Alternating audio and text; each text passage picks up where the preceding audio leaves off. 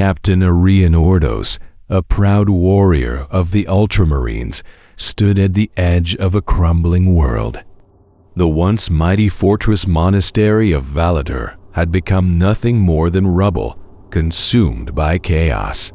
His power armor, scratched and battered, reflected the dim light of a dying star.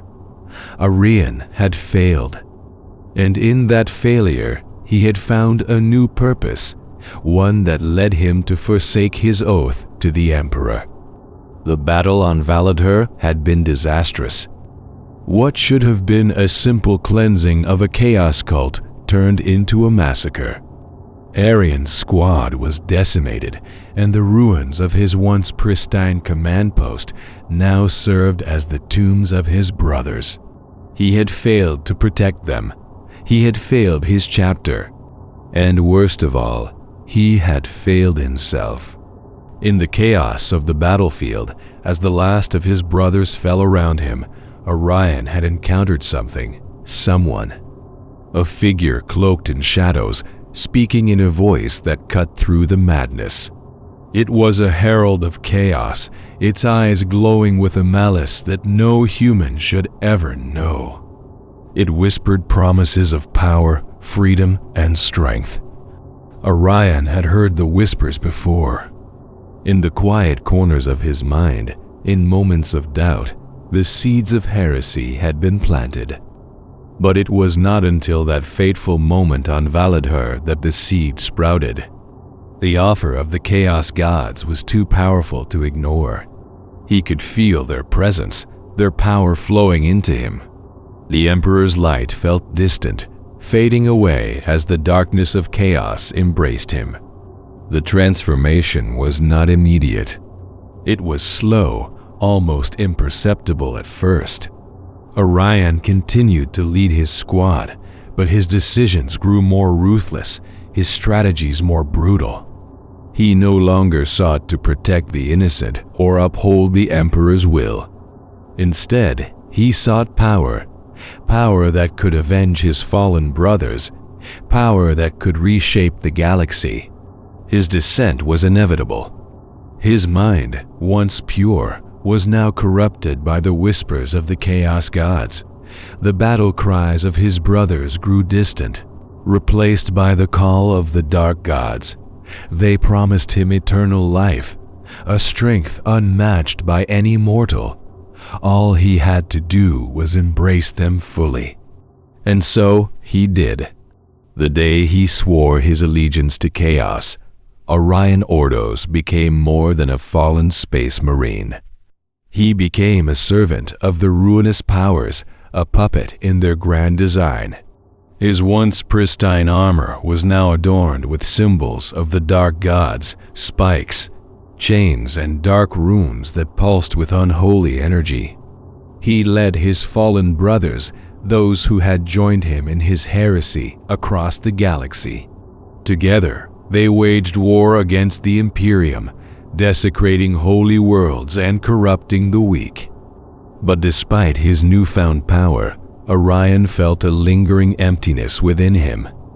The promises of the Chaos Gods, while tempting, were hollow. The victories felt meaningless, the power fleeting. As he traversed the galaxy, Arion encountered others who had fallen as he had, space marines, once noble and strong, now twisted and broken. But even in the depths of his corruption, Arion could not escape the memories of his former self. There were moments, fleeting though they were, where he remembered what it felt like to serve the Emperor. His mind was a battlefield of its own, torn between the whispers of the Chaos Gods and the remnants of his former faith.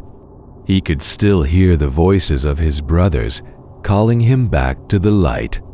But each time he tried to escape the grasp of chaos, the dark gods pulled him back, stronger than before.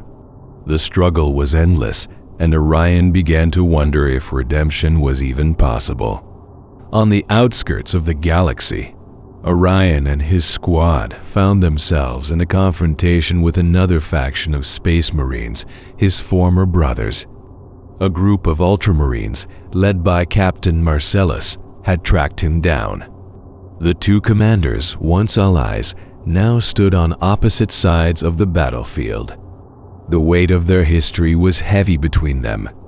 Captain Marcellus' eyes met Arion's, filled with a mixture of sadness and anger. "Arion," he called, his voice carrying across the battlefield. "What have you become?" Arion's heart ached at the question. He remembered the man who had once been his captain, his mentor. He remembered the days of camaraderie and brotherhood, but those days were long gone. Now, all that remained was the bitter taste of betrayal. "I have become what I was always meant to be," Arion replied, his voice cold but laced with regret. "I have become the instrument of vengeance, the hand of chaos." The battle that ensued was fierce and brutal. Bolter fire rang out, and the clash of power swords echoed through the ruins of a long-forgotten world. Arion fought with all the strength the Chaos Gods had granted him, but deep down he felt something stirring, a flicker of the man he had once been. As the last of the Ultramarines fell, Arion stood over Captain Marcellus. His former captain's body sprawled across the battlefield. The victory was hollow. The Emperor's light had been extinguished, but in its place, Arion found no peace. The Chaos Gods had granted him power, but at what cost? The faces of his fallen brothers haunted him, their whispers accusing him of betrayal.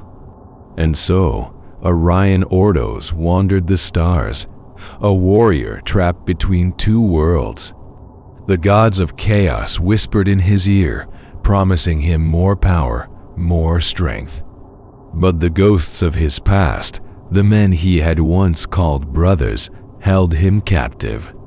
The question of whether redemption was still possible gnawed at his soul. Could he ever escape the grasp of chaos, or was he doomed to serve the ruinous powers for all eternity?